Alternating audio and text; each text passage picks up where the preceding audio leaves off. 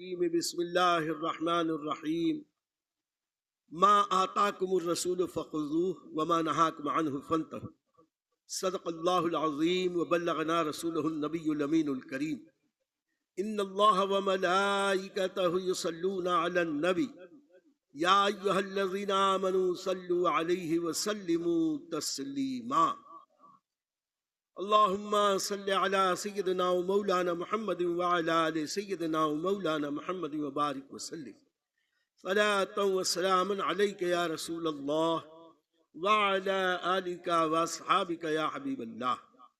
عزیزان گرامی، السلام علیکم ورحمۃ اللہ وبرکاتہ۔ ہمیں سننے والے، دیکھنے والے اور سارے عالم اسلام کے اہل ایمان کو رمضان المبارک کی برکتیں مبارک ہوں۔ عزیزان گرامی، ابھی ہم نے تراویح ادا کی اور آپ نے دیکھا اور بچپن سے دیکھتے آئے کہ ہم لوگ 20 رکعت تراویح ادا کرتے ہیں۔ تراویح کے تعلق سے بہت سارے لوگوں کو عجیب الجھنیں اب ہونے لگی، ورنہ دور رسالت مآب صلی اللہ علیہ وسلم سے لے کر خاص طور سے دور صحابہ آج تک پوری دنیا کے اہل ایمان 20 رکعت تراویح پڑھتے تھے۔ حرمین طیبین میں بھی 20 رکعت تراویح ادا ہوگی، اور ابھی کورونا تک پورے سعودی عرب میں اور وہابی عرب ممالک 8 رکعت تراویح کی ہوتی تھی، لیکن حرمین طیبین میں ابھی تک ہمت نہ پڑی تھی کہ وہ 20 کو کم کرتے۔ تو میں آج چاہتا ہوں کہ تراویح کے تعلق سے مختصر اہل ایمان کے لیے، اہل محبت کے لیے میں کچھ عرض کروں۔ درود شریف سنائیں۔ اللہم صلی علی سیدنا و مولانا محمد وعلی آل سیدنا و مولانا وبارک وسلم صلاۃ و سلام علیک یا رسول اللہ۔ عزیزان گرامی، دراصل تراویح کی یہ نماز زمانہ رسالت میں تراویح نہیں کہلاتی۔ رمضان کے روزے فرض ہوئے ہجرت رسول اکرم صلی اللہ علیہ وسلم کے بعد، مکے میں رمضان کے روزے فرض نہیں۔ جیسے ہی رمضان کے روزے فرض ہوئے، حضور صلی اللہ علیہ وسلم نے اپنے صحابہ ترغیب دی کہ تم لوگ رمضان کی راتوں میں قیام کیا کرو، یعنی نمازیں پڑھا۔ اسی لیے حدیث کی کتابوں میں جو باب باندھا گیا، باب تراویح کی بجائے باب قیام اللیل، رات میں نماز پڑھنے کا بیان یا باب۔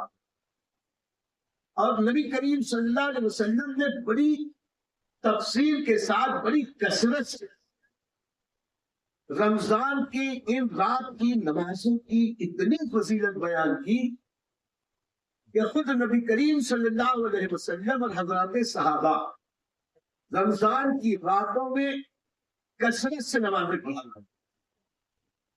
لیکن یہ بات طے ہے کہ نبی کریم صلی اللہ علیہ وسلم سے یہ ثابت نہیں کہ رمضان کے وہ 10 سال جو مدینہ منورہ میں گزرے، اس میں باجماعت ایسی نماز تراویح پڑھائی جائے جیسی آج پوری دنیا میں پڑھی جائے، اور تراویح کی رکعت کے لیے نبی کریم صلی اللہ علیہ وسلم سے کوئی قول منقول نہیں،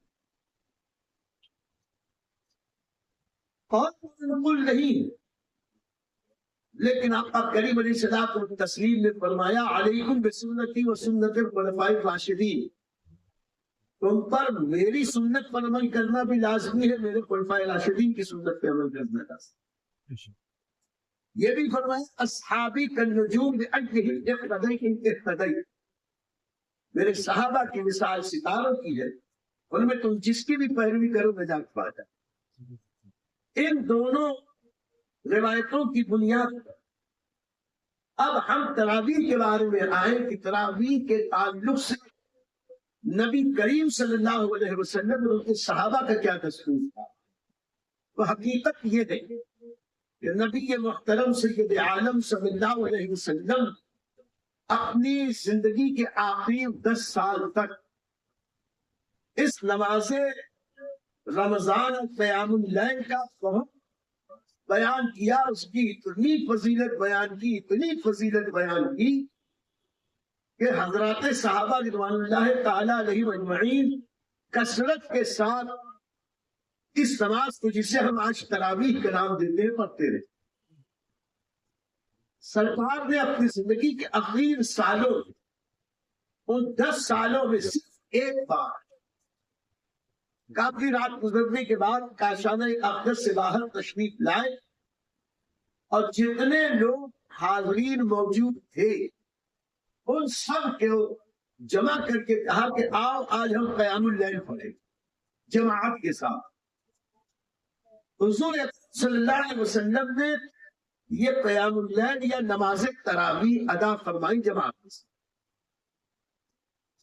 دوسرا دن ہوا، مدینے میں شہرت ہو گئی۔ دوسرے دن کافی تعداد میں لوگ جمع ہو گئے۔ حضور صلی اللہ علیہ وسلم نے تشریف لائے، انہوں نے تراویح کی نماز پڑھائی۔ تیسرے دن اور شہرت ہوئی تو دور دور سے لوگ حاضر ہو گئے۔ اس دن کثرت سے مسجد نبوی شریف لبالب بھر۔ آقا کریم علیہ الصلوۃ والتسلیم نے جماعت کے ساتھ نماز تراویح ادا فرمائی۔ چوتھا دن آیا تو اب بہت دور دور سے لوگ آ گئے، اور اس دن حضور صلی اللہ علیہ وسلم اپنے کاشانہ اقدس سے نہیں آئے، یہاں تک کہ حضرت بلال حبشی رضی اللہ تعالیٰ عنہ مؤذن رسول اور دیگر صحابہ انتظار میں تھے، سرکار اب تشریف لائیں گے، اب تشریف لائیں گے۔ یہاں تک کہ حضرت بلال حبشی کو اس قدر ذوق اور شوق طاری ہوا کہ نبی کریم صلی اللہ علیہ وسلم کے کاشانہ اقدس پہ حاضر ہوئے، لیکن وہاں بھی ادب کے خلاف تھا کہ باہر سے نبی کو ویسے پکارے جیسے ہم آپس میں دوسرے کو پکارتے ہیں۔ لیکن حضرت بلال حبشی رضی اللہ تعالیٰ باہر سے گزرتے تھے، پیر کی دھمک کرتے تھے، کھکارتے تھے، یعنی اپنی موجودگی کا اظہار فرماتے تھے، اور آہستہ آہستہ کبھی کبھی یہ پکارتے الصلاۃ الصلاۃ، یعنی نماز نماز۔ گمان یہ تھا کہ اگر نبی کریم صلی اللہ علیہ وسلم ہماری آواز سننے کرم فرما کے تشریف لے آئے، احسان ہوگا، لیکن آپ کو علیہ السلام تسلیم تشریف نہیں لائے۔ حضرات صحابہ اس دن تراویح کا انتظار رات کے اخیر وقت تک کرتے تھے، لیکن سرکار تشریف نہیں لائے۔ اب جب وقت تنگ ہوا تو صحابہ کرام نے جیسے روز پڑھتے تھے اپنی اپنی تراویح پڑھ، یہاں تک کہ فجر کا وقت ہوا، سرکار تشریف لائے، نماز فجر ادا فرمائی، اور اس کے بعد آقا کریم علیہ السلام کو تسلیم نے روک لیا، ذرا رکیے خطبہ۔ اب پھر سرکار نے خطبہ ارشاد فرمایا، یہ مت سمجھنا کہ میں غافل تھا، میں غافل نہ تھا، تمہارے ذوق و شوق کا بھی مجھے احساس تھا، لیکن صرف اس اندیشے سے میں نے اپنے آپ کو آنے سے روکا کہ کہیں اللہ کو ہمارا یہ عمل پسند آ جائے تو اللہ تعالیٰ اس نماز کو فرض نہ قرار دے، اور اگر اللہ فرض قرار دے دے تو میری امت اس پہ عمل نہ کر پائے گی تو فرض کا ترک کرنے والا کا گناہ اس پہ ہوگا۔ صرف اس اندیشے سے کہ کہیں اللہ اس نماز کو نہ کرتے نہیں آئے، تو حدیث پاک میں مختلف کتابوں صرف ان 10 سالوں میں 3 دن جماعت کے ساتھ تراویح کا ذکر ہے، لیکن آپ سن کے حیرت کریں گے کہ اس میں زکات کتنی آقا کریم نے پڑھائی، اس کا کوئی ذکر نہیں۔ پھر آقا علیہ الصلوۃ والسلام نے امت کو اس کے ہاتھ پہ چھوڑ دیا. نماز تراویح لوگ اپنے اپنے طور پر پڑھتے رہے. دور صدیق اکبر آیا, دور فاروق اعظم آیا رضی اللہ عنہ.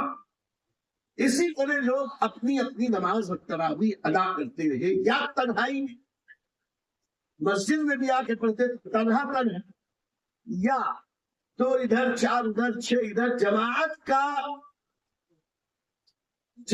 کو آپ کو کریم نے عطا فرما ہی دیا تھا ایک بار, تو چند صحابہ ادھر چند ادھر چند ادھر چند ادھر پڑھتے رہے.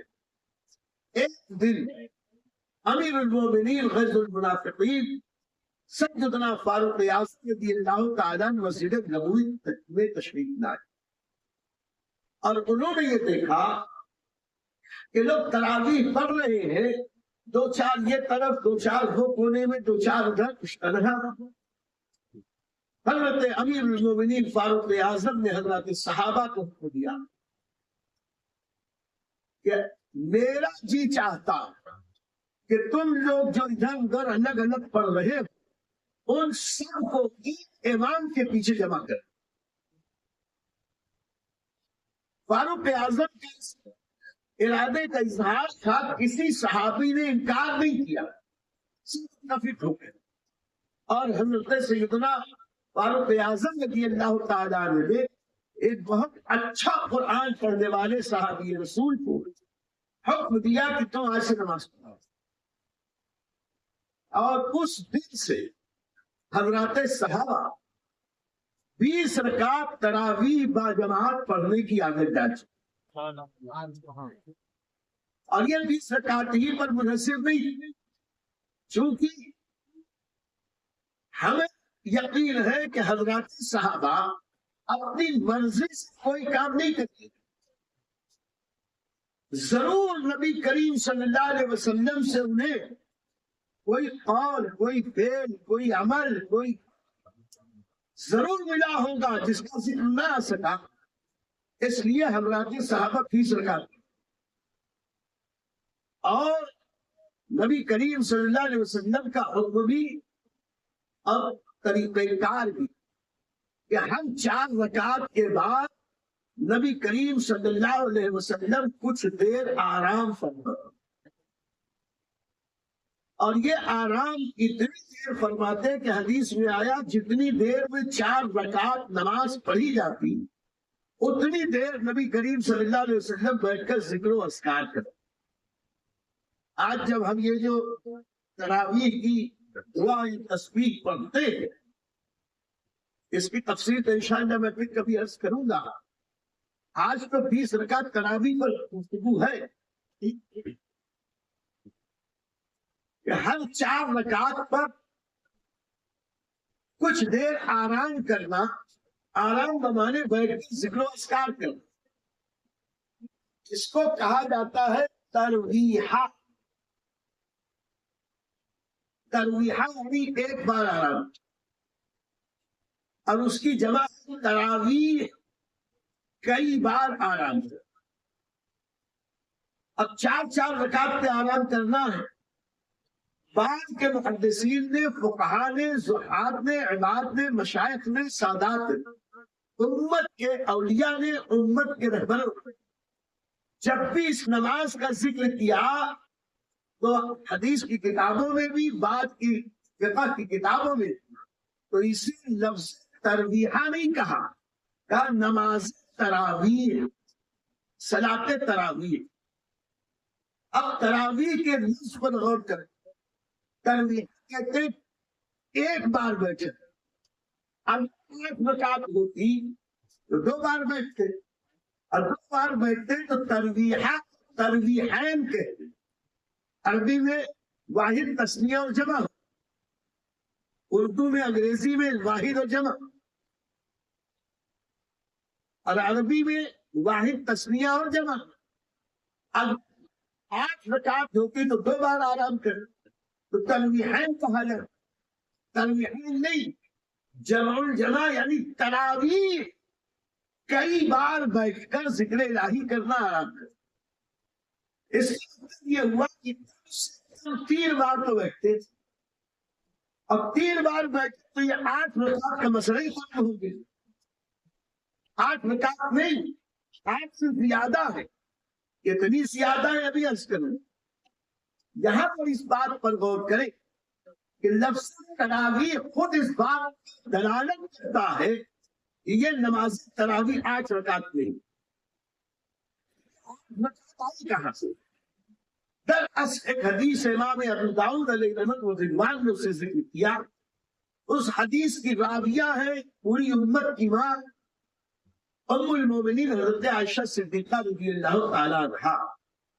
جو لوگ تراویح کی 8 رکعات کے اوپر پوری دنیا میں ہنگامہ مچائے ہیں، ان کے پاس ساری احادیث میں صرف ام المومنین حضرت عائشہ ہی کی ایک حدیث ہے، اور وہ حدیث اس میں ام المومنین حضرت عائشہ رضی اللہ تعالی عنہا فرماتی ہے کہ نبی کریم صلی اللہ علیہ وسلم رات کی نماز میں 8 رکعت ہی پڑھتے تھے، رمضان ہو یا غیر رمضان۔ یہ حدیث شریف کا ترجمہ ہے۔ نبی کریم صلی اللہ علیہ وسلم رات کی نماز صلاۃ اللیل، قیام اللیل 8 رکعت ہی ادا فرماتے تھے، رمضان ہو یا غیر رمضان۔ تو یہ سارے مقلدین اسی ایک روایت کی بنیاد پہ کہتے ہیں کہ دیکھو تمہاری 8 رکعت۔ اب بڑے ہی ادب سے آپ سے پوچھتے ہیں کہ ام المومنین کی روایت میں الفاظ یہ ہے، آقا کریم علیہ السلام تسلیم رات کی نماز 8 رکعت ادا فرماتے تھے، رمضان ہو یا غیر رمضان۔ تو رمضان میں تراویح کیسی ہے تو غیر رمضان میں کون سی نماز ہے؟ اگر اس میں اس روایت رمضان کی تراویح کا ذکر ہے تو ام المومنین یہ کیوں فرما رہی ہے رمضان ہو کہ غیر رمضان؟ تو شارحین حدیث کہتے ہیں حقیقت میں ام المومنین نے جس نماز کا ذکر کیا یہ قیام اللیل تراویح نہیں، تہجد کا ذکر ہے۔ سبحان یہ تہجد کی نماز تھی جو رمضان میں بھی پڑھی، سرکار ادا فرماتے غیر رمضان میں بھی۔ لیکن اسی کو ملتی کیے گاٹھ لے کے بلیے کی دکان کھولنے چلے ہیں مقلدین، اور اسی ایک حدیث کی بنیاد پہ کہتے ہیں تراویح 8 رکعت 8 رکعت 8 رکعت۔ لیکن آج ہم آپ کو بتائیں کہ یہ 20 رکعت آج سے نہیں، دور صحابہ سے چلی آئی تواتر کے ساتھ۔ اور اس میں ایک بات رہ گئی کہ جب فاروق اعظم رضی اللہ تعالیٰ نے تراویح باجماعت کا حکم فرمایا، چند دنوں کے بعد سرکار فاروق اعظم رات میں تشریف لائے، انہوں نے دیکھا کہ صحابی رسول امامت فرما رہے پوری مسجد تراویح پڑھنے والوں سے بنی۔ تو اپنے ساتھ جو آئے تھے اور اپنے ساتھی سے فاروق اعظم رضی اللہ تعالیٰ نے یہ ارشاد فرمایا کہ ماشاء اللہ یہ کیا ہی اچھی بدعت ہے۔ فاروق اعظم کا یہ جملہ کیا ہی اچھی بدعت ہے، یہ بدعت حسنہ ہے۔ یہی سے یہ بات سمجھ میں آ گئی کہ صحابہ کا عقیدہ بھی وہ تھا کہ اگر اسلام میں کوئی نئی بات جس کی ممانعت نہ قرآن میں ہو نہ حدیث میں، اس سے قرآن و حدیث کے کسی حکم کی خلاف ورزی نہیں ہوتی اور بھی نفس ہی وہ کام اچھا ہے، تو یہ وہ بدعت نہیں ہے جو گمراہی ہو جو جہنم میں لے جانے والی۔ یہ بری بدعت نہیں بلکہ بدعت یا نیا کام اچھا بھی ہو سکتا ہے جو قرآن و سنت کے موافق ہو، اچھا نیا نظر آتا۔ دوسری بات، حضرت سیدنا امام شافعی رحمۃ اللہ علیہ کا دور سن 150 ہجری میں ان کی ولادت، اور یہ جو قریشی ہے وہ طلبی ہے، ابھی قریش کے ہیں وہ، اور وہ فرماتے ہیں کہ ہم نے اپنے اکابرین سے دیکھا سنا کہ حرم مکہ میں ہمیشہ تراویح کی نماز 20 رکعت پڑھی جائے،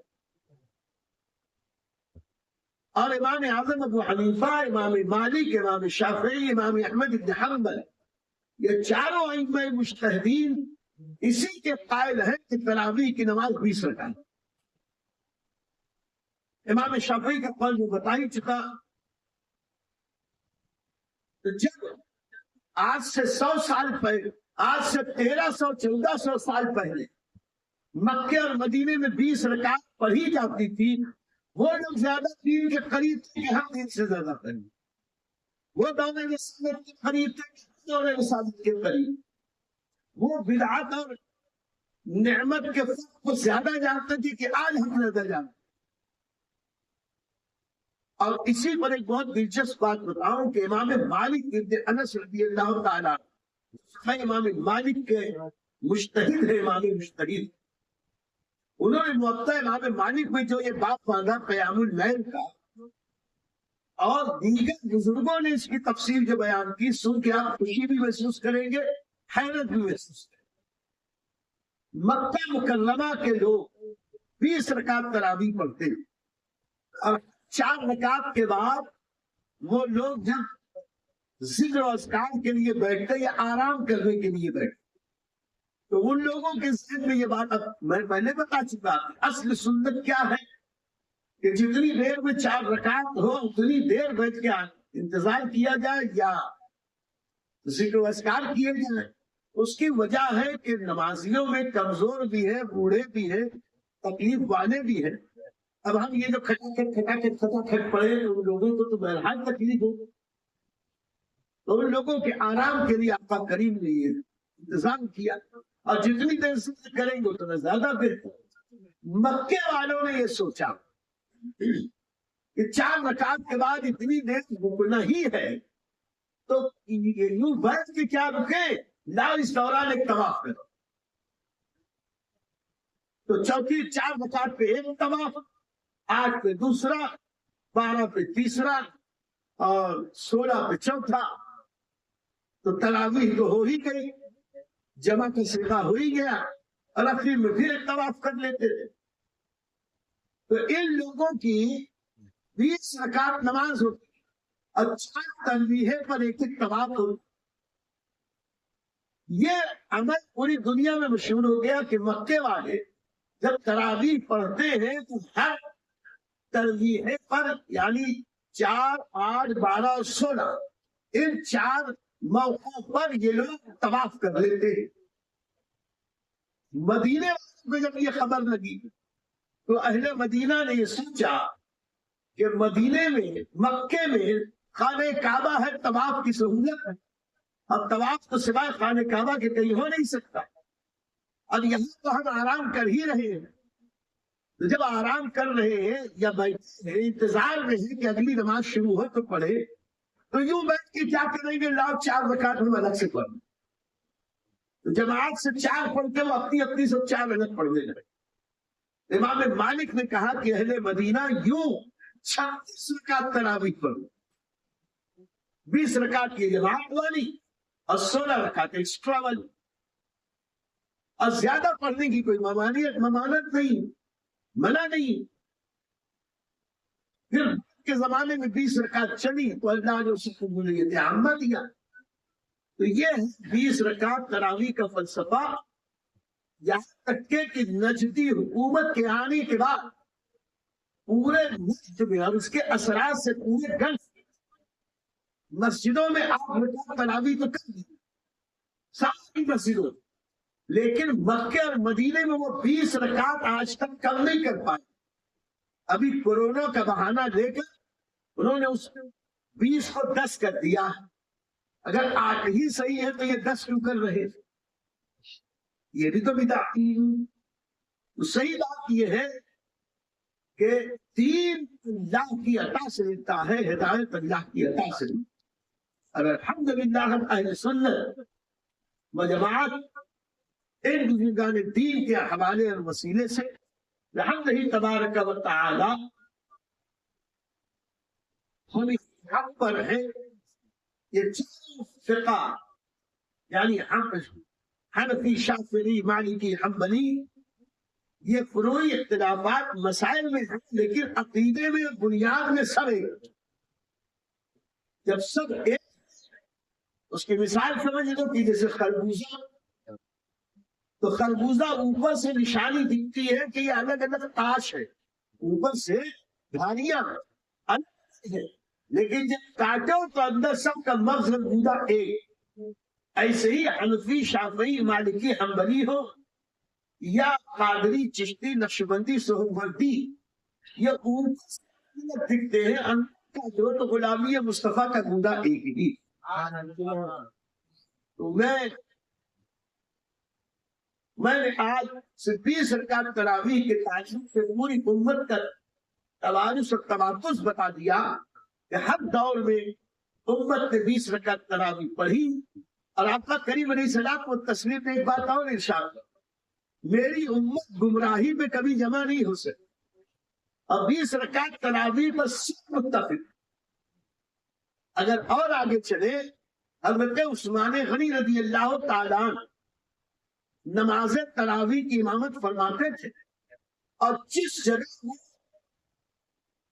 مضمون پورا ہوتا تھا وہاں رکوع فرماتے، تو جہاں رکوع فرماتے تھے آج بھی قرآن میں عین لین کے نشانی لگتی ہے، یہ پہلا رکوع، دوسرا رکوع، تیسرا رکوع۔